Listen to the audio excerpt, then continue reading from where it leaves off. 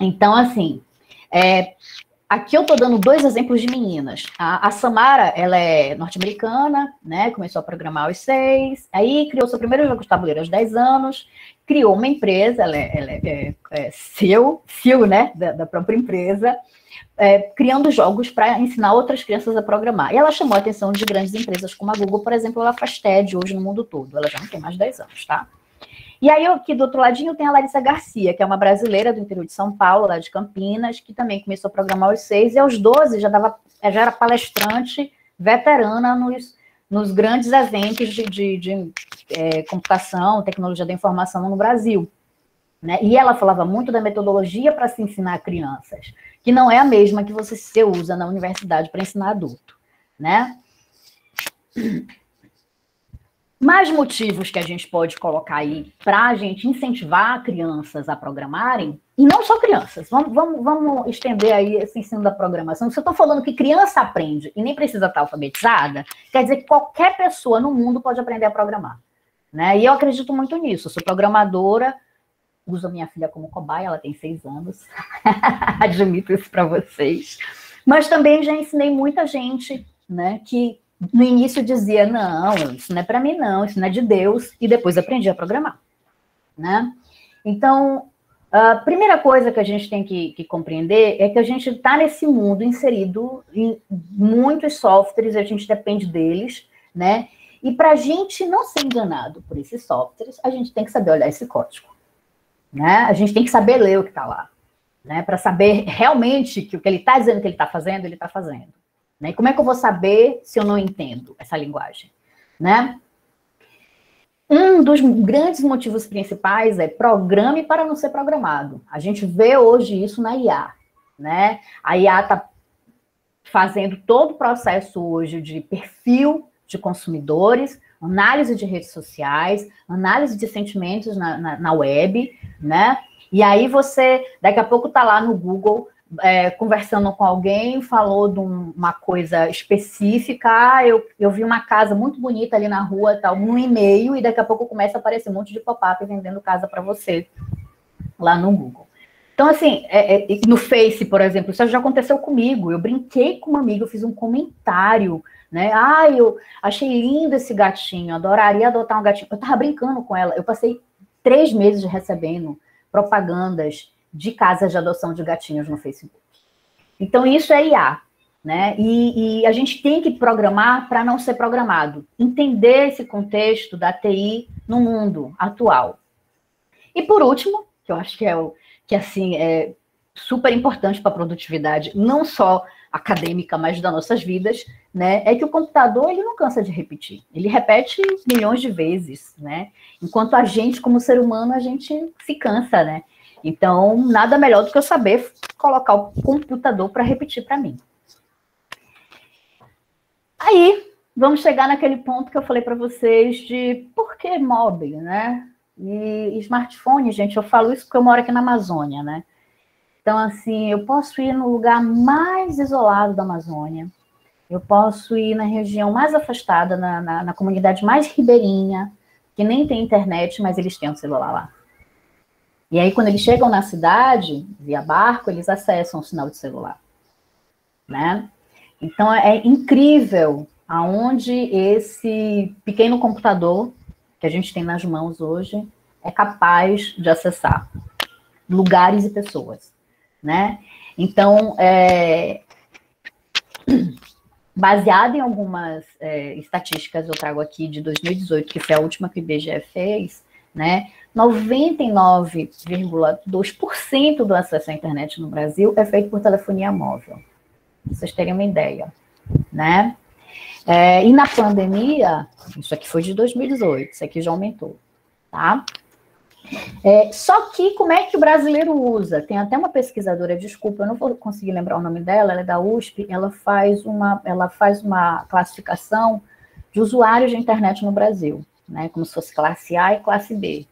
Então, a classe A é aquele pessoal que tem um plano de dados que lhe dá a condição de estudar, lhe dá a condição de desenvolver educação à distância, né? Você tem, né, o privilégio de ter esse acesso e esse plano vamos dizer assim, que te dá condições de fazer muito mais coisas. E a classe B é aquela grande maior parte da população brasileira que tem um acesso muito limitado, né? Tem um acesso difícil em algumas regiões, principalmente na área rural, é difícil chegar o sinal, né? E aí aquela família ou aquela comunidade fica restrita a alguns poucos aplicativos. Que aplicativos são esses? Redes sociais, né? Acessar um WhatsApp, acessar um Facebook. Eu vejo isso aqui no interior do Pará, né? Quando eu viajo para dar aula no interior do Pará, eu posso estar no lugar mais ruim de internet do mundo. Meu WhatsApp abre, meu Facebook abre. Agora, se eu pedir para abrir o Cigada, o FPA vai travar. Vocês estão entendendo? Então, assim, 81% dos brasileiros hoje, acima dos 13 anos, né, já estão ativos nas redes, né? E aí, isso é muito alto, 81% de brasileiros ativos em redes sociais, contra 58% do resto do mundo, né? As pessoas, no resto do mundo, nem todo mundo está no Facebook, né? E aí a gente está muito vulnerável, essa classe, né, B, que tem esse acesso limitado, muito vulnerável a fake news, né? Muito vulnerável a essa disseminação, né, de informação incorreta, às vezes até maldosa. E como eles não têm acesso a melhores aplicativos ou não foram alfabetizados digitalmente, eles não conseguem ter uma análise crítica dessas informações. E eles acreditam, né? O Brasil está em segundo lugar em horas de acesso nas redes sociais, né? Em média, o brasileiro passa 3 horas a 34 minutos do seu dia acessando redes sociais. Imagina como isso aumentou na pandemia, né? E para vocês terem uma ideia, em média, os brasileiros têm 9,4 contas em redes sociais, né? Imagina, cara, eu para dar conta de 1, 2 já tô, sabe, difícil, complicado, né? Imagina quem tem 10. Eu acho que a pessoa deve ser assim um super, né, conectado. E aí eu mostro para vocês agora os resultados do painel da utilização das TICs durante a Covid, né, que foi feito pelo pessoal do NIC-BR, né, pelo Núcleo de Internet, né, do Brasil, né. Vocês podem ver aí que a telefonia celular é a maior parte, né, tá assim para as cabeças, né, 97, 98, 90, tudo relacionado a domicílios, desde 2018, né. Quando a gente fala em educação e trabalho, né, o acesso dessas TICs também, a gente pode ver aí que a grande maioria, né, faz pesquisa, né. Agora, vocês podem olhar aqui, cursos à distância, os índices mais baixos de acesso, né, uma grande parte da população brasileira ainda tem um acesso muito limitado de internet, e isso vai criar condições difíceis de acesso, realmente, né? E aí a gente chega nesse período de Covid, né? Eu não sei como é que tá na Bahia, mas aqui, por exemplo, no Pará, as escolas não conseguiram retomar, né? A gente não tem vacina. Algumas escolas, eu estou acostumada em escola pública, não vai ter banheiro suficiente para lavar a mão, né? Não sei nem se vai ter sabão suficiente para as crianças lavar a mão, né? Álcool gel é sonho, né? Eu sei que muita gente fala assim, essas escolas tinham que reabrir tudo rápido, não sei o que, tá. Pois é, né? E a vida dessas crianças, por mais que elas não sejam um grupo de risco, mas elas levam e trazem esse vírus, e os professores, né? Então, assim, agora tá todo mundo em casa, e a única opção dessas crianças poderem acessar alguma informação de educação é pelo celular. E elas passaram o início da vida delas toda na escola dizendo que era para desligar aquilo, que aquele troço era, né? A gente sabe disso, vocês sabem, enquanto essas TICs foram, e muitas vezes por professores, por gestores, né? Até pela própria família, né? Não, isso aí não é coisa para estudar, né? E agora é o contrário, né? É a única opção que essas crianças têm para estudar. Só que a gente ainda tem esse problema da conectividade. E aí, como é que a gente ensina programação para crianças, né? Em geral, né? A gente tem opções muitas. Eu trouxe 4 aqui que as manas desenvolveram ao longo do projeto, né? Trabalhar, né, a questão da identificação de problemas e como solucionar esses problemas. Isso pode ser adaptado a qualquer disciplina do ensino fundamental. Você não precisa ensinar para a criança a resolver problemas só matemática. Você pode levar esse pensamento que a gente chama pensamento computacional, né, essa técnica, né, essa metodologia, para outras disciplinas, né, como trabalhar resolução de problemas com história, com geografia, com química, né? A gente pode adaptar, né, essa resolução de problemas e trabalhar essas competências. Isso já está incluído na BNCC. Nós temos também a opção da computação desplugada.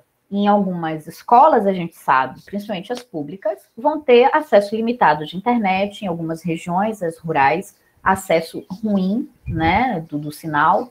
Então, o que é que a gente pode fazer? Essas crianças não vão aprender como se interessar por computação. Eu posso aprender computação sem ter o computador. E a gente chama isso de computação desplugada. Então, a gente pode produzir atividades lúdicas, jogos de tabuleiro, receita, né? Levar uma criança a fazer comida. Isso tudo é algoritmo, né? Brincar com essa resolução de problemas. E trabalhar isso aí, ela se interessando por esse contexto já, né, da produção, né, dos softwares, de uma forma bem lúdica, sem precisar do computador, só trabalhando a lógica de programação. Quando a gente fala de colocar a criança para codar, é complicado você apresentar Python para uma criança, por exemplo, e ela não foi nem alfabetizada. Minha filha é uma, né? Eu ensino ela a programar, mas ela ainda não sabe ler, gente. Ela só sabe ler palavras com 2 sílabas, né? Então, assim, a gente pode fazer isso e tem ferramentas específicas hoje que a gente chama de programação em bloco. Vocês devem conhecer, né? Então, esses blocos, eles substituem essas linhas de código e focam no aprendizado da linguagem, da lógica de programação. Então, para a criança, aquilo ali é uma montagem de quebra-cabeça, né? É como eu vou montar os bloquinhos e como eu vou fazer funcionar o que eu desejo dentro do aplicativo, dentro da ferramenta, né? E já existe ferramentas em bloco para mobile, onde você consegue fazer a criança gerar um produto, né? Um app que roda no celular. Então, eu acho isso incrível, né? As manas conseguiram trabalhar isso nas escolas, em poucas, porque com a pandemia a gente teve que dar uma paradinha, mas a gente conseguiu levar, né, a 2 escolas. E aí a gente foca na aprendizagem da lógica de programação, só que as crianças, elas conseguem fazer um produto de software, que elas conseguem levar para casa instalado no celular delas, e conseguem dizer para os pais que foram elas que fizeram, né? Então, isso para a gente é muito legal. Aí eu vou apresentar para vocês, né, o projeto em si e esse pequeno relato que eu vou dar da gente fazendo essa tentativa de ensinar programação em escolas públicas, né? Aqui no interior do Pará, na região metropolitana de Belém, Ananindeua, nós atendemos 5 escolas, né? Esse é o grupinho das manas aí, tá, gente? Já tá bem menor, porque 3 delas já estão empregadas. Quem somos nós aí na fila do açaí? Né? Nós somos um projeto de pesquisa da UFPA, fomos contempladas em 2018 com o financiamento do edital número 31/2018 do CNPq-CETIC, que é Meninas nas Ciências Exatas, Engenharias e Computação, e desenvolvemos esse projeto, né, financiado pelo CNPq nos anos de 2019 e 2020. Também somos projeto de extensão na IFPA e na UNAMA. É porque, quando a gente fez o projeto, a gente fez uma colaboração institucional. Eu sou a coordenadora, estou na UFPA, mas me uni com a Márcia Once, da UNAMA, me uni com a Gabriela Silva, na IFPA, no Instituto Federal do Pará, né? A UNAMA é a Universidade da Amazônia, é uma entidade privada.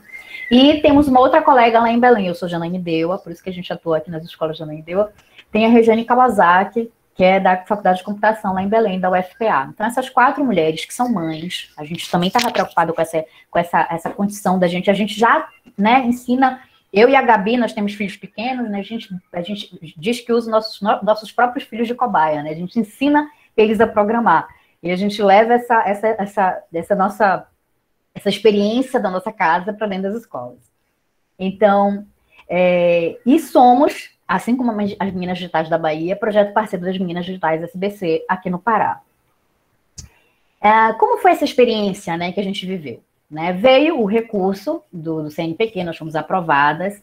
Então, em 2019, nós percorremos as escolas, fazendo uma pesquisa para entender a percepção dessas crianças e desses jovens sobre a área de computação, né? E muitos deles não tinham ideia, né? Era muito... eles não conhecem, as famílias também não conhecem, né? E aí a gente fez essa análise de onde essas escolas estavam, como a gente poderia atuar, né, próximo às comunidades, né? Eram escolas bem vulneráveis aqui da região metropolitana de Belém, fica em Ananindeua, como se fosse uma cidade dormitório, tipo Lauro de Freitas aí para vocês, né?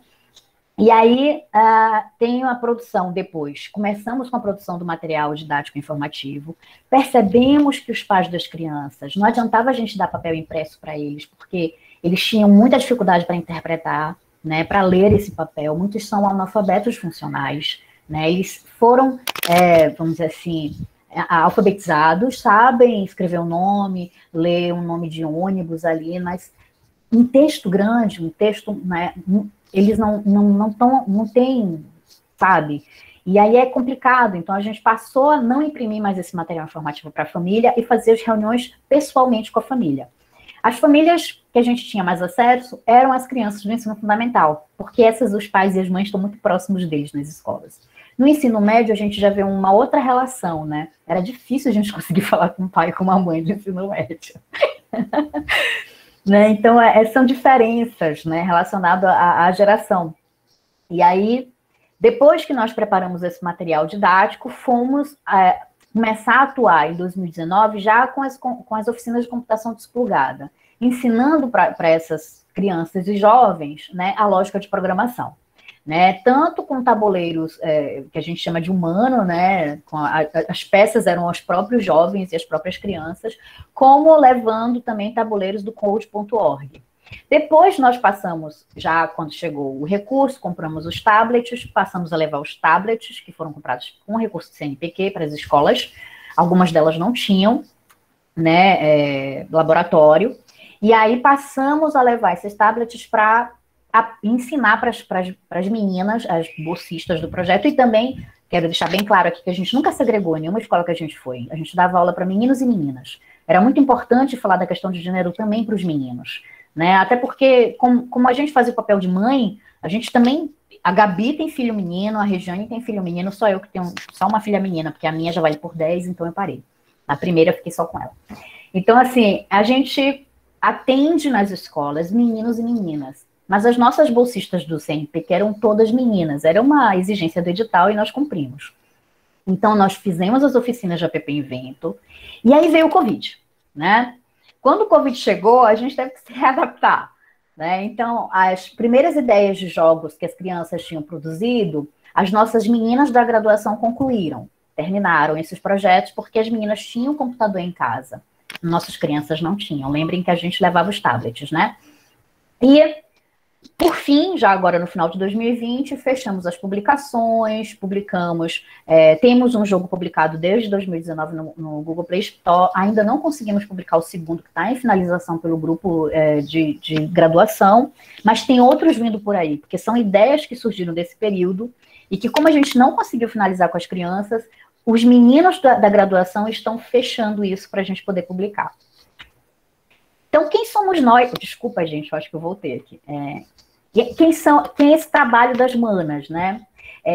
Como eu falei para vocês, trabalhamos com meninos e meninas nas escolas públicas, né? Foram essas 5 escolas que vocês estão vendo aí a fotinho, tá? Chegamos a fazer vários eventos, inclusive esse que vocês estão vendo aqui embaixo, que o pessoal está de gorrinho de Papai Noel, foi numa praça pública, a gente ensinando computação desplugada. Eu até brinquei com as meninas no dia, eu disse assim, cara, não vai dar ninguém aqui. que era o dia, sabe aqueles eventos de prefeitura, que chega lá o Papai Noel para dar brinquedo? Então, eu falei assim, ninguém vai querer brincar com a gente, porque é para aprender programação. Cara, ficou cheio, as crianças faziam fila. Elas nunca tinham brincado com isso, entendeu? Então, é muito legal trabalhar com criança. Elas não têm medo, né? Então, no geral, aqui atendemos 5 escolas, que foram essas escolas. Foram 2 escolas de ensino fundamental menor, uma turminha de 4º ano e de 6º ano, uma turminha de fundamental maior, que era de 9º ano, e 2 do ensino médio, tá? No total, aí foram 185, 200 crianças que nós atendemos. Total de 12 professores, né? E as famílias. As famílias foram as das bolsistas, que a gente estava mais próxima. Né? Nesse processo desses 2 anos, nós produzimos alguns produtos educacionais.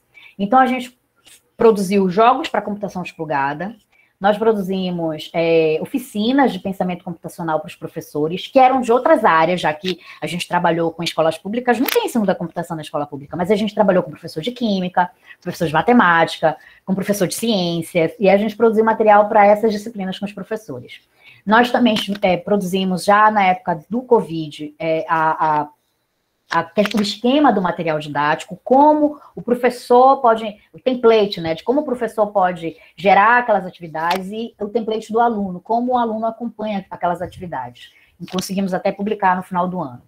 E os jogos mobile, que a gente conseguiu publicar de 2019 para 2020. O Boto já está, esse QR Code para vocês, se vocês acessarem, vocês vão parar no Google Play Store e já está lá o jogo do Boto, inclusive a versão 2, né, que foi produzido com a ideia de crianças ribeirinhas, né, das escolas, através do grupo do Bioma, e aí tudo foi gerado pelos meninos da graduação. E uma das nossas meninas, a Jéssica, produziu no Unity a versão final, que hoje está no Google Play Store. E o outro é o jogo Apoena, que foi também ideia que surgiu nas escolas, e depois a nossa aluna Bárbara, também da UFPA, já com Construct, começou a gerar a versão pro Android, né? Só que ainda não foi pro ar, gente, porque nesse período de pandemia foi muito difícil para os nossos meninos. Até da graduação, alguns estavam sem máquina, sem computador, só com celular, então a gente estava com dificuldade. Ao longo desses 2 anos de projeto, nós conseguimos aí 10 publicações, né? Depois eu posso passar essa apresentação para o pessoal do Meninas Digitais da Bahia, para vocês terem acesso e verificar algumas delas, tá? Todas estão possíveis de serem acessadas. O mais importante aqui, imagina, né? A gente está no meio da Amazônia, né? Belém do Pará. Nós trabalhamos com uma região, a gente não trabalhou na capital, a gente trabalhou em Ananindeua, região metropolitana, né? 2 das nossas escolas estão quase em zona rural, né? E mesmo assim, a gente trabalhar o digital foi importante para essas crianças e para suas famílias, principalmente os pequenininhos. Esse aí fez uma diferença danada, né? Então, a ideia aqui tá, vocês fizeram alguma diferença? Essas crianças, essas famílias, alguém vai se tornar programador? Não era essa a nossa intenção, tá? A nossa intenção era fazer com que essas crianças abrissem a visão, né? Quando você chega numa escola como o Clóvis Begô, que a grande parte da comunidade, né, os filhos, são filhos dos feirantes que ficam na frente da escola, e aí você diz para ele que tem uma outra coisa que ele pode fazer, e que ele pode ajudar o pai dele até desenvolvendo um aplicativo móvel para vender nesse período de pandemia. Cara, isso é show de bola, porque a comunidade começa a ver que aquele menino que nasceu naquela família, em que ele entendia que porque o avô foi feirante, porque o pai foi feirante, ele só tinha aquele destino, ele pode ter outras opções e possibilidades, assim como as meninas. E era muito importante para a gente falar com crianças de ambos os sexos, para que eles entendessem que essa situação que a gente vive, né, esse machismo, esse patriarcado, ele não faz bem para ninguém, né? Não cria relações saudáveis. E aí a gente tinha que chamar a atenção, né? Tanto das meninas, ei meninas, vocês podem, vocês... E era incrível, porque as pequenininhas ainda não passaram pela fase da puberdade, elas se veem ali tão forte quanto os meninos. Elas competem com os meninos. E aí, quando a gente via essa relação já depois da puberdade, que a gente pegava as meninas do ensino médio, as meninas já estavam mais né? Ah, isso não é para mim, vou fazer direito. Ah, não, isso aí é coisa de nerd, isso aí é coisa de aquele menino gordinho, branquinho, que fica atrás do computador. E aí a gente tinha mais trabalho de trabalhar essa menina, que já estava ali, né, cheia de crenças que limitavam ela, né?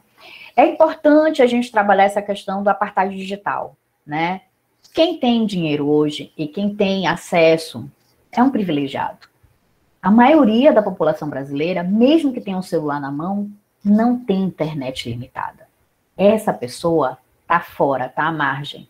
Essa pessoa não está sendo alfabetizada digitalmente, né? E isso vai implicar, né, como estratégia de crescimento até para o futuro do nosso país. Trouxe algumas estatísticas aqui para vocês. 90% dos empregos do futuro, isso é estatística da ONU, é projeção da ONU, tá? Vão exigir alguma habilidade em STEM. 90%. A gente já viu que algumas profissões passaram de... não existem mais. A gente está numa transição. A pandemia veio com tudo. Foi um impacto gigante na educação, né? Então, assim, nunca se viu na história uma coisa impactar tantas áreas tão rapidamente. E com essa digitalização forte que teve, empresas, saúde, escola, né? Então, não tem como dar um passo atrás, a gente não vai voltar atrás. E aí, essas pessoas que não estão tendo esse acesso, ou que não estão tendo essas condições, elas vão fazer o quê, gente? Né? Para piorar a nossa situação, 22%, isso aqui é estatística mesmo, das mulheres que trabalham com IA, né, é só isso, só 22%, né? A maioria de quem trabalha com inteligência artificial hoje é homem e branco, né?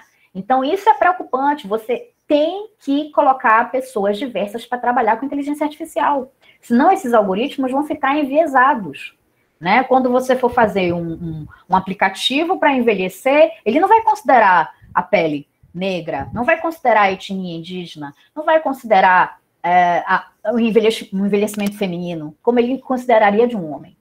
Né? Então, e aí a gente tem que começar a trazer, né, essa diversidade para a implementação desses softwares, sim, porque eles vão representar toda essa questão, né, das nossas relações e eles vão permear muitas das nossas questões no futuro. E aí trago, por fim, aqui, isso ainda de 2019, uma estatística da Programaria, que apenas 15% das matrículas de programação no Brasil são de mulheres. Isso é muito ruim. E nós, das Manas, vimos isso sendo professoras de universidade, né? Um dos índices mais baixos de participação feminina dentro da Universidade Federal do Pará são os cursos de computação. A gente perde até para engenharia, né? O que está acontecendo que essas mulheres não querem entrar nessa área, né? E aí a gente tem que começar a trabalhar principalmente a cabecinha dessas crianças, né? Porque muitas meninas, né, que chegam à universidade, e a gente já é um número considerável dentro das universidades, né, somos estatisticamente quase 50%, né, das matrículas universitárias, mas só 1/3 dessas meninas escolhe ir para as ciências exatas, né, como se fosse não, isso aí é só para homem. E as crianças, elas precisam ter novos modelos de aspiração, porque o mercado está mudando, o mundo está mudando, e a educação, ela tem que ir além da sala de aula, né? Então, quando a gente conversava com as crianças nas escolas públicas, era muito engraçado, né? A gente perguntava assim, e aí, você quer ser o quê quando crescer? Aí eu quero ser um coroinha digital. A gente ouvia isso, entendeu? Aí eu quero ser um game test. Aí eu quero ser um youtuber, né? Eles já sacaram as crianças. Claro que a gente sabe que depois, lá na frente, a família, a cultura e a sociedade vai mexer nessas aspirações infantis, né? E quem nos inspirou nesse processo de montar esse material, de montar esse projeto? Quais foram as nossas referências? Né? Tem um material da página CS Unplugged, né, que é a computação desplugada. A gente curte muito o Tim Bell, que é um pesquisador também de computação desplugada. Esse livro que está aqui é tradução em português, né? Tá na internet, se vocês forem pesquisar, tá tudo lá. Um dos nossos referenciais para as atividades lúdicas de computação desplugada foi o code.org. E na página lá do MIT, né, do Instituto Tecnológico de Massachusetts, nós aproveitamos o App Invento, que para a gente foi a ferramenta mais adequada para trabalhar com esses primeiros passos na programação de app móvel com as crianças menores, e que serviu também para os meninos do ensino médio.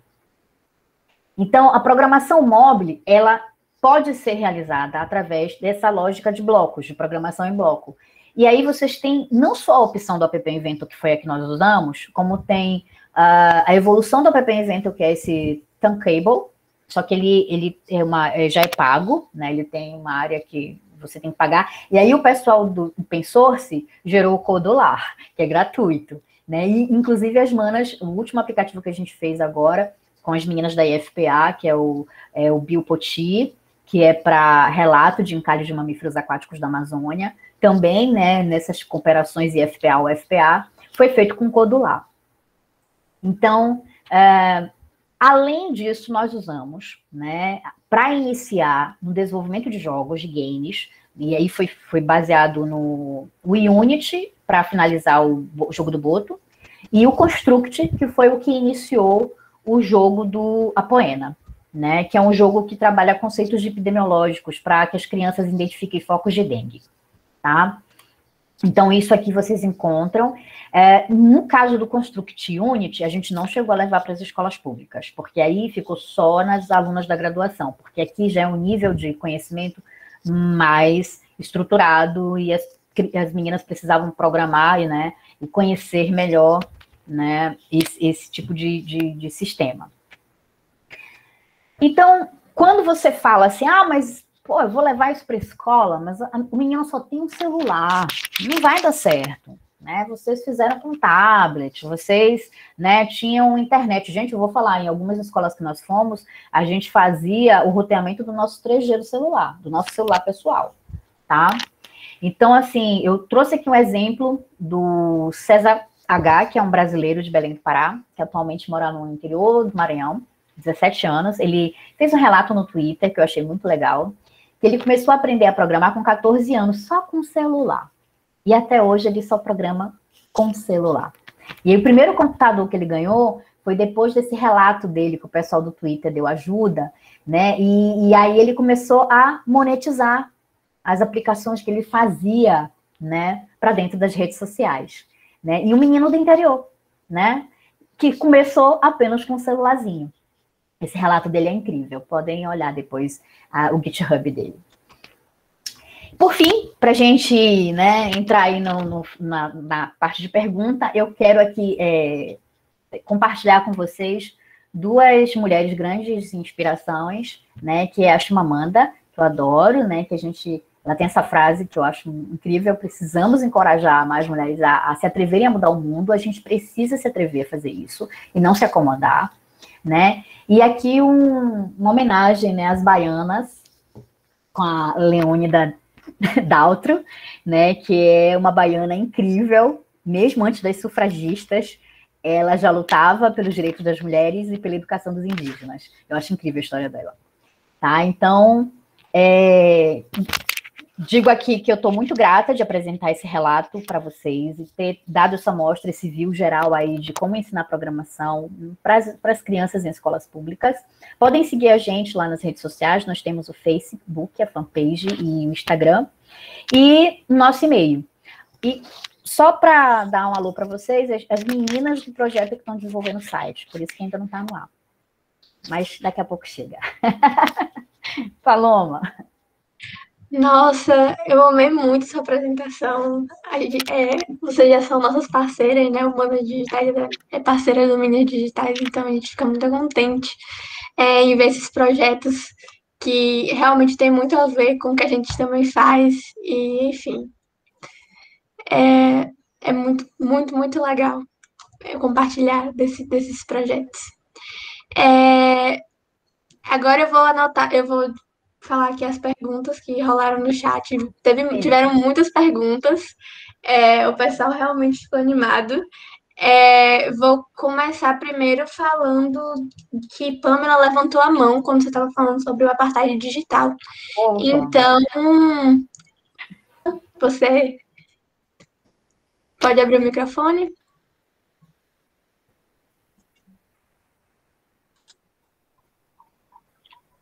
Mas eu posso disponibilizar no Facebook, vocês podem baixar por lá, ou então eu disponibilizo para as meninas digitais da Bahia e vocês podem pegar com elas essa apresentação, sem problema nenhum. Posso disponibilizar sim.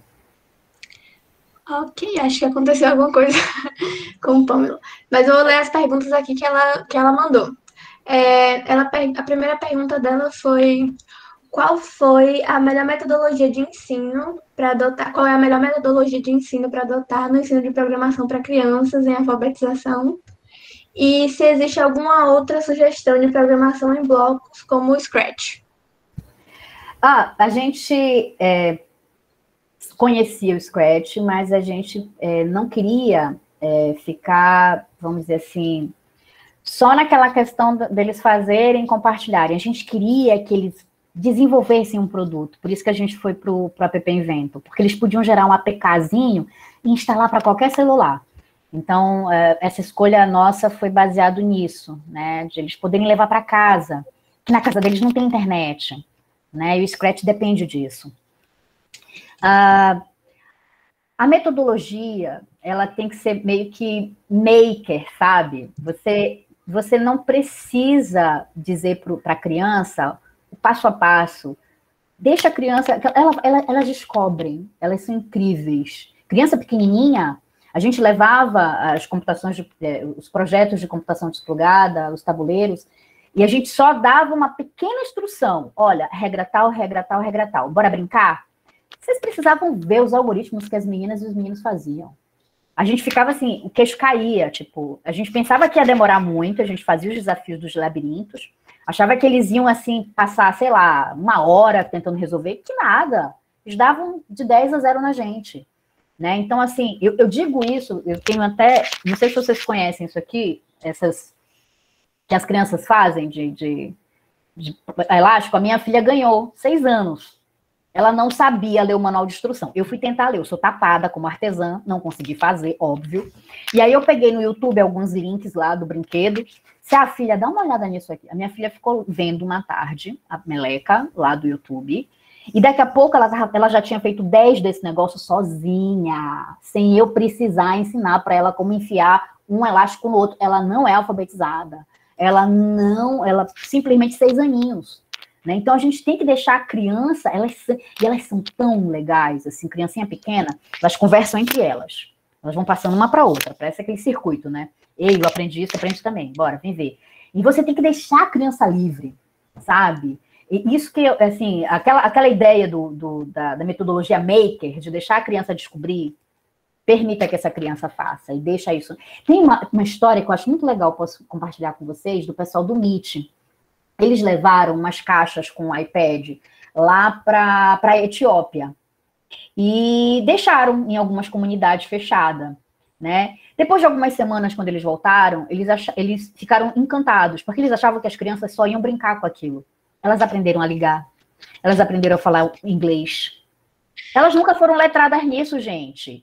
E depois de 3 meses com esses iPads lá, sem receber nenhuma explicação, sem receber nada, as crianças da Etiópia hackearam o iPad. Então, assim, não subestimem as crianças. Não subestimem mesmo. E elas não terem medo é o que torna o processo de aprendizagem mais incrível. É impressionante essa história, né? Nossa, eu gosto muito de ouvir. Núria levantou a mão. Pode abrir o microfone, Núria. Oi, boa tarde. Na verdade, a pergunta assim, até um pouco pessoal. Eu tenho uma filha de 3 anos e eu quero saber assim, como que eu posso estar incentivando ela? Porque eu também estou entrando agora no mundo da programação, então, para fazer o trabalho conjunto e crescendo nós duas. Núria, ela tá pequenininha. Mas tu pode selecionar alguns joguinhos, né? Tem uns joguinhos para criança, assim, aplicativo mesmo, o Scratch, Code Combat, tem Turtle Academy, são Khan Academy para criança, tem apropriado para 3 anos, e aí você dá acesso a essa criança a brincadeiras lógicas, a raciocínio, condizente com a idade dela. É bom, como tu tá também entrando nessa área, testar tudo que você for dar para sua filha, né? Saber como ela vai brincar, saber o que ela vai fazer. Eu fazia muito isso. A minha filha brincou muito quando ela começou a acessar o celular aos 3 anos, tipo com Khan Academy. E ela era apaixonada pela Khan Academy, que são aquelas coisinhas de matemática e tal, lógica. Eu baixei para ela, eu gosto mais do que ela.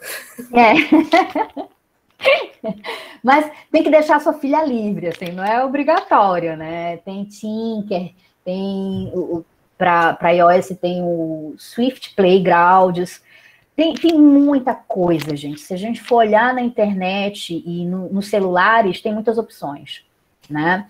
Eu acho que os pais podem dar muito apoio às crianças nesse sentido, avaliando o que eles estão tendo acesso, né? Às vezes você dá um celular para a criança, ela está ali só vendo o Felipe Neto no YouTube. Ela podia estar fazendo um monte de coisa legal, cara. Não só vendo um youtuber. Vocês estão entendendo? Então, para mim foi exatamente isso, porque quando começou a pandemia, eu precisava trabalhar e a distração era o celular, que ela não mexia antes. E eu percebi que ela só queria ficar no YouTube. Eu não tinha controle. Às vezes, mesmo que fosse o YouTube Kids, quando eu estava vendo, ela estava vendo umas coisas que eu falava assim, meu Deus, filha, você não podia estar vendo isso. Aí eu estou tentando fazer essa transição para aplicativos que chamem a atenção para ela nessa idade. É uma coisa, às vezes até tirar um pouco também, né? A minha filha teve, na época da pandemia agora que pegou pesado, ela estava muito abusada como é que fala? No celular, e eu me vi, tipo assim, ela baixou um joguinho de xadrez, ela gostou. E aí eu falei, cara, eu vou comprar o xadrez de verdade. Me arrependi, porque toda noite eu tenho que jogar com ela agora, você não tem noção. Toda noite ela me vem com aquele negócio, e ela nem assistiu o Gambito da Rainha, pra vocês terem uma ideia, ela não foi influenciada pelo Netflix. Ela gostou de brincar com aquele negócio, ela vem toda noite, mãe, eu quero brincar de xadrez. Então, às vezes, a gente também tem que criar umas alternativas que não sejam só para a criança ter acesso a isso, não precisa do computador, né? Pode ser um jogo de tabuleiro, pode ser um jogo de palavra, pode ser até levar a tua filha para cozinhar. Porque fazer uma receita de bolo é um algoritmo. Muito, muito legal. Danilo também levantou a mão. Você quer falar, Danilo? Olá, professora Daniele. Olá, boa tarde. Eu também sou pesquisador como você.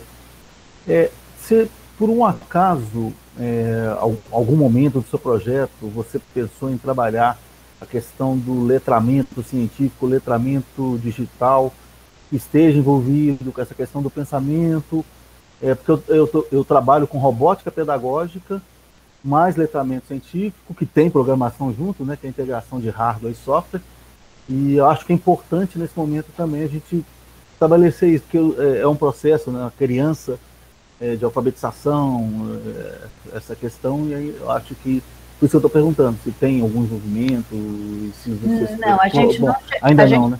Não, a gente não chegou nesse nível, né? A gente chegou até a levar algumas oficinas para os pequenininhos de robótica, de Arduino. Eles amaram, ficaram apaixonados, mas a gente não focou nesse letramento, né? A intenção mesmo era levar essas crianças a se interessarem pela resolução de problemas. E a gente, para esse processo, levou a programação. Mas eu sei que muitas dessas crianças não vão se tornar programadores, professor. A ideia é que elas aprenderam com a gente, elas levem para resolver problemas das vidas cotidianas delas, né? Então, assim, se o que elas aprenderam com a gente, de lógica de resolução de problema, posso ajudar elas a, por exemplo, comprar no supermercado melhor, ou resolver uma questão de saúde da família, ou fazer um caminho para chegar na escola. Tudo isso é nesse sentido, assim, de contribuir com o dia a dia dessas crianças e ampliar as opções delas de vida. É importante você até comentar, eu vi no início da sua fala, essa questão do multidisciplinar, né? Não vou falar, mas está na questão do ímpar. Foi muito importante. Cada vez mais o mercado ou até os professores deveriam pensar dessa forma. Eu preciso pensar de forma multidisciplinar, preciso ter não sociologia, filosofia ou outras áreas de conhecimento no meu percurso acadêmico. Mas muitas vezes, se for olhar, os concursos são ainda disciplinares. Infelizmente. Infelizmente. Por isso que eu estou lembrando que você falou isso no início, era só para resgatar. Tá? Tem uma pergunta. Obrigado, viu, professor? Eu que agradeço. Tem uma pergunta da Rosângela: como falar de programação para pais responsáveis que nunca tiveram contato com isso? Essa foi uma experiência muito importante para a gente, Rosângela. A gente não teve muito contato, como eu falei, com os pais do ensino médio, né? Só com as nossas bolsistas, porque os pais tinham que vir para a gente poder abrir as contas no Banco do Brasil para elas poderem receber pelo CNPq. Mas no ensino infantil, a gente esteve muito próximo desses pais. Eles iam para a escola, eles tinham que assinar autorização de uso de imagem e tal. Então, assim, a maioria dos pais não conhece a área de tecnologia. Não conhece a área de TI, não sabe o que é isso. E para eles é um negócio inalcançável para o filho deles. Não, isso aí é coisa de rico, né? Então, assim, a primeira ideia que a gente teve é que a gente podia levar material informativo impresso. Perda de tempo. Era dinheiro jogado fora, porque esses pais não conseguiam ler e acabava indo para o lixo. Né? Então, a gente começou a fazer reuniões, como as professoras fazem, reunião de pais e pesquisadoras. E a gente batia um papo com eles, né? E a gente mostrava, olha, o professor aqui da UNAMA, que a gente levava homens e mulheres também para dar as oficinas, né? Ele veio da escola pública, e olha só, hoje ele é professor da UNAMA, e olha, eu também vim da escola pública, e agora eu sou professora da UFPA, e olha o fulano, e a gente contava as histórias de vida desses profissionais, para que a gente aproximasse esses pais da ideia de que seus filhos também poderiam chegar lá. Né, que não eram só filhos de rico, ou filhos de pessoas que tinham muito abastadas, tinham pessoas que também tinham, né, galgado caminhos mais tortuosos aí, mas que conseguiram chegar lá, tá? Então, assim, essa conversa foi bem pessoal, bem olho no olho mesmo com esses pais. Professora, a gente está chegando no nosso horário, e aí eu vou perguntar o que a senhora prefere, se prefere levar as perguntas para o Discord, a gente continuar debatendo por lá, ou prefere finalizar por aqui? Como a senhora preferir? Fica a critério do pessoal que está aqui na sala. Se eles quiserem, eu ainda tenho disponibilidade, né? Eu posso responder sem problema nenhum. Então, pessoal, se vocês quiserem ir para as outras salas, ou então, já que a professora falou, a gente pode manter aqui por mais um tempinho. Tem mais uma pergunta aqui de como é que as escolas receberam vocês? Foi uma pergunta feita por Larissa.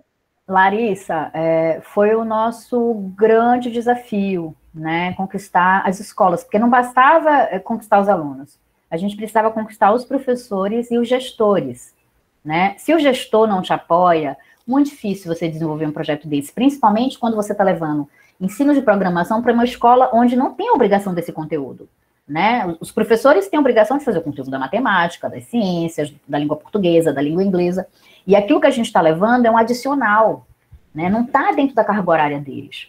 Então, assim, nós fizemos uma seleção bem mesmo de ir em cada escola e ver a parceria que o gestor ia dar para a gente. E os professores, o edital do CNPq exigia que fossem professores nas STEMs. Mas olha só, até isso a gente teve dificuldade. A gente conseguiu uma professora de ciências e 2 de química. A gente não conseguiu ninguém da física, mulher, e em matemática também não. Então, a gente pediu para o CNPq que ele abrisse a sessão e a gente colocou no projeto 2 homens professores de matemática para trabalhar com a gente nas escolas. Porque a gente não conseguia mulher. Já começa daí o problema. As crianças, elas não têm a referência, a representatividade de mulheres dando essas aulas. Elas só veem homens, né? E a gente tem que falar sobre isso também nas escolas. Muito legal. A próxima pergunta foi de Cléfia Pacheco, que ela perguntou se as escolas de Belém já têm esse projeto. Como assim? Eu não entendi direito. De todas as escolas de Belém? Sim. Nós não somos o único projeto parceiro das Minas Digitais aqui no Pará, né? Tem a Paragobyte Girls, que é do interior, tem as Rock and Code de Santarém, tem a Meninas da Gel, de Castanhal, tem as Meninas Pai d'Égua, né? Tem vários outros projetos atuando também aqui na região. Em Belém, a gente não chegou a fazer esse acompanhamento de 2 anos. Essas crianças que nós acompanhamos aí no período de 2 anos foi a que a Ananindeua. Mas nós chegamos a fazer visitas. Então, as escolas, a gente não conseguiu mais fazer essas visitas porque veio a pandemia. Então, a escola entrava em contato com a gente. Manas, vocês podem dar uma oficina aqui? Aí a gente ia lá um dia, parava, fazia um evento, fazia uma palestra e fazia essa visita na escola, né? Então, a gente ainda quer voltar a fazer isso, né, com qualquer escola da região metropolitana, desde que eles façam um convite para a gente vai lá de graça, sem nada, sabe? Só mesmo para levar essa fala, para conversar com as crianças e mostrar essas oficinas. A próxima pergunta foi de Pamela também. Ela perguntou se você poderia disponibilizar o acesso para esses produtos educacionais. Acabei de ver. Pamela, as meninas estão terminando o site, a gente vai publicar tudo no site para deixar tudo disponível gratuito, né? Porque são produtos que foram produzidos no projeto de CNPq. E a gente tinha colocado que ia ser tudo disponibilizado gratuitamente. Então, assim, ainda não foi pro ar porque as meninas estão terminando o site. Assim que terminar, acompanha pelo Instagram, a gente vai divulgar, vocês vão ter acesso, tá? Ok, estaremos aqui aguardando. Juliana também perguntou se existe algum feedback da escola, professores ou pais sobre mudança de comportamento das crianças depois do projeto. Ai, gente, assim, eu sou apaixonada pelos pequenininhos, sabe? Os pequenininhos, o resultado é muito rápido neles. A gente chegava nas escolas, um dos feedbacks mais lindos que nós já tivemos dos pais foi assim, chega a mãe, né? Professora, eu posso trazer o meu outro filho? É porque ele estuda na outra escola. Mas esse meu filho está gostando tanto que o outro também quer vir. Tá entendendo? A família queria trazer os outros filhos para participar do projeto. Isso para a gente, assim, foi incrível. Os pequenininhos são o resultado é muito rápido, é muito instantâneo. Os professores também percebem isso, né? Era muito engraçado que eu dizia que eu fazia pedagogia da ameaça com as crianças, né? Ei, tu levanta daí, que eu não sabia o nome de todo mundo, era muita criança, né? Aí eu bati uma foto. Ei, vou bater uma foto, tu não entra mais na outra oficina. Aí os meninos ficavam tudo quietinhos. Não, a professora disse que não vou entrar na outra oficina, eu tenho que ficar quietinha. Né? Então, eles tinham uma coisa assim de mexer, porque era coisa que eles não viam na escola. Imagina a gente levando um tablet para a escola. Eles não tinham isso, não tinha nem laboratório na escola, gente. Então, assim, era um feedback muito bom das famílias e dos professores. No ensino médio, eu vou dizer que era outra história. Ensino médio já foi assim. Para a gente entrar, muito menino jovem, né? Isso aí é coisa de nerd, isso aí né? Teve uma palestra que a gente deu, tinha 100 alunos da Godinins, e aí tinha um menino lá atrás que ficava toda hora repetindo o que eu falava, e teve uma hora que eu disse assim, você não quer ficar? Levanta, né? Pode se retirar, ninguém é obrigado a ficar aqui é voluntário. E ele foi embora, só que ele levou 30 amigos com ele, né? Ele levantou e saiu levando toda a patota dele, e aí a gente deu a primeira oficina, deu a segunda oficina, deu a terceira oficina. Quando chegou lá pela quarta oficina, esse menino que tinha saído voltou, foi pedir para a professora de química. Professora, eu posso voltar para o projeto? Você está entendendo? Isso para a gente é feedback positivo. Ele pediu para se retirar, tinha o preconceito dentro dele relacionado a nerds, e depois ele viu os colegas que ficaram no projeto falando sobre desenvolver aplicativo, falando sobre desenvolver site, e ele não estava participando daquilo. Aí ele voltou atrás. Então, isso para a gente era feedback muito positivo. Agora, dos pais, nós quase não tivemos. Pouquíssimas mães, assim, que a gente acompanhou foram as nossas bolsistas mesmo, né? Umas 5 mães que estiveram próximas da gente. Acho que uma das melhores partes desses projetos é receber os feedbacks que você tem essa relação de, nossa, eu fiz alguma coisa que realmente fez a diferença e, enfim, é muito bom. Regiane levantou a mão também. Desculpa, Regiane, que eu não vi logo na hora que você tinha levantado. Foi, eu achei que você tinha me achado feia, por isso que você não tinha me chamado. Desculpa, foi porque foram tantas perguntas que eu acabei não vendo. Você tinha levantado a mão. Imagina, eu escrevi também uma pergunta, e a mesma que eu escrevi que eu vou fazer agora, que eu já estava aqui desesperada, achando que ia encerrar, e eu sem conseguir falar. Professora Daniele, muito obrigada. Olá. Muito obrigada pelo compartilhamento. Eu fiquei curiosa de saber se na equipe tem gente da pedagogia. Fiquei curiosa de saber também, pela sua cara, então quer dizer que é uma galera. A gente tem uma mestre e doutora em educação, que é a Gabriela que Silva, luxo. a IFPA. Pronto, mas você não é? Não, eu sou da computação, né? Eu sou programadora, né? De educação é a nossa Gabi. Pronto, entendi. E aí eu fiquei também curiosa de saber se, nesse processo de construção da proposta, do projeto, se vocês tiveram esses acessos também a essa produção que está bastante grande no Brasil, em torno da inclusão digital, dessas discussões em torno do software livre. Como é que é isso? Se isso influenciou de alguma maneira na elaboração do projeto? Se vocês também, que eu vejo na sua fala, se vocês também têm essa preocupação com a discussão de gênero. É algo que eu vejo que é bastante forte. Bastante, E como é que isso entra aí? Como é que vocês trabalham isso? Todo o nosso material didático, a gente divulga nome de grandes mulheres da área. Então, a gente está ensinando o algoritmo, vamos falar da Ada Lovelace, da Grace Hopper, vamos falar da Nina Silva, que é brasileira, da Gabriela de Queiroz, que é brasileira. Então, a gente... Sônia Guimarães. Isso. Na montagem do nosso material didático, nós fazemos questão de divulgar o nome dessas mulheres, que ficaram invisíveis nos livros didáticos. Entendeu? E aí a gente divulga tanto para os meninos quanto para as meninas. Todo mundo aprende que tem mulher nessa área e que elas foram muito importantes. Então, essa questão de... Não só isso, como, por exemplo, algumas discussões que a gente gerava em sala de aula, e isso a gente fazia muito no ensino médio, Regiane. Porque os meninos, né? Gênero, mimimi, lá, né? Já tem aquela coisa, aquelas crenças, né? E aí a gente levantava algumas questões simples, né? Quando você vem para a escola, você fica preocupado com a roupa que você vai vestir, porque você pode ser estuprado, mas a sua amiga fica. E a gente levantava essas questões em alguns papos, claro, que com a professora de sala de aula, né? Para tratar nessas questões mais delicadas de gênero, para que os meninos e meninas todos percebessem que está todo mundo saindo perdendo com isso. Massa. Outra coisa também, já aproveitando para finalizar, é a respeito dessa discussão de raça também, porque a gente tem alguns acessos a algumas produções e tem entendido que o algoritmo ele é construído ainda hoje por homens cis, e homens brancos. E homens brancos. Então, é uma outra preocupação, porque nós somos um país de mais da metade da população negra, então não tem como esse atravessamento não passar, não é mesmo? Por atividades desse tipo, desse porte. Então, como é que isso chega para vocês?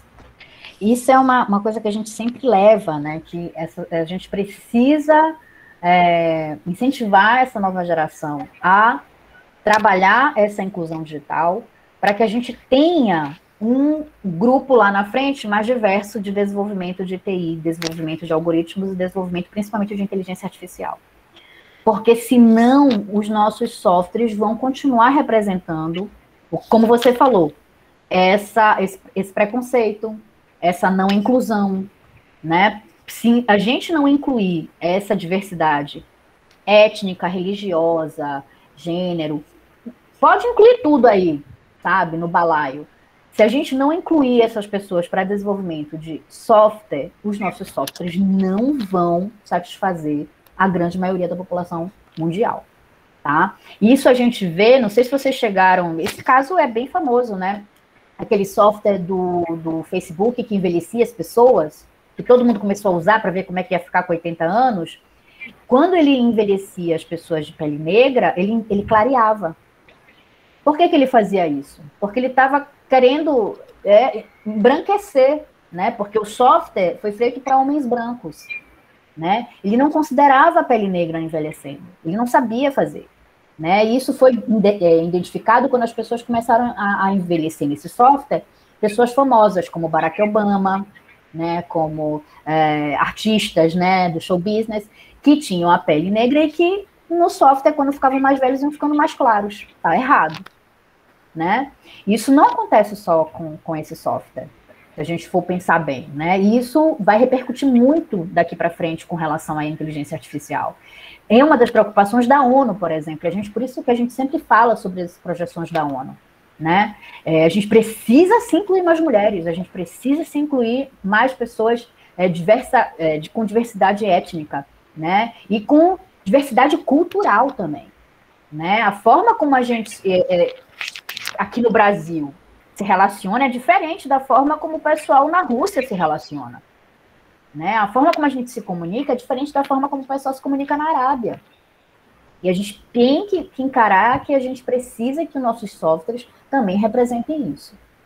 Imagina que institucionalmente a escola ainda hoje reproduz salas de aulas como no ensino na Idade Média. Na Idade Média. A pandemia veio de uma vez por todas trazer e forçar que a escola então mude, porque é impossível continuar da forma como a gente, só aqui, eu estou falando de nós e de demais países do terceiro mundo, de qualquer sorte, a gente está sempre nesse lugar de reproduzir esse modelo que não liberta, só aprisiona.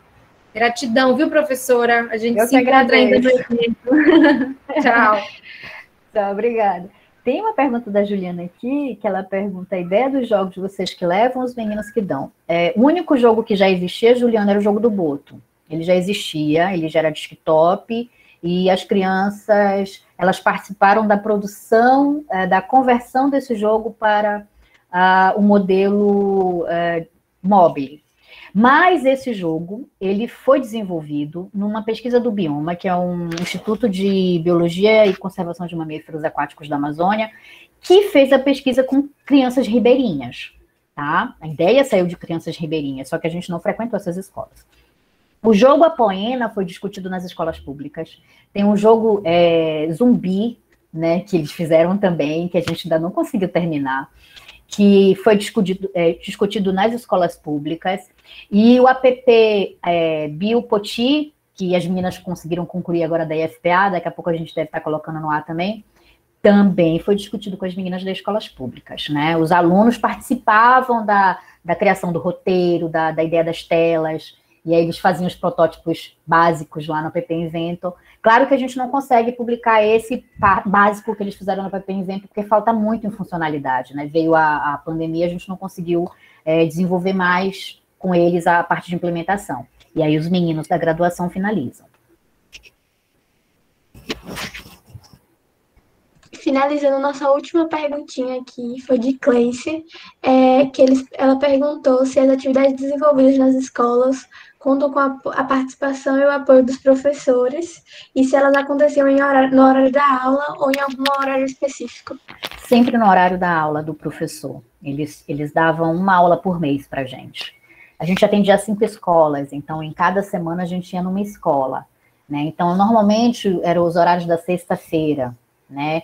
E aí não podia ser no horário de, por exemplo, educação física, que as crianças amavam, entendeu? Tinha que ser no horário que era uma aula, vamos ver assim, é aula de ciências. Aí só que a gente ia desenvolver o aplicativo ou a aula de lógica com o assunto de ciências. Vocês estão entendendo? A gente tinha que incluir o assunto da professora naquela brincadeira ali, naquela coisa lúdica. Então, quando a gente ia para o ensino médio, eles estavam estudando pH, eles desenvolviam software para fazer os cálculos, para identificar, para classificar. A gente fazia eles desenvolverem um conteúdo da professora de sala de aula.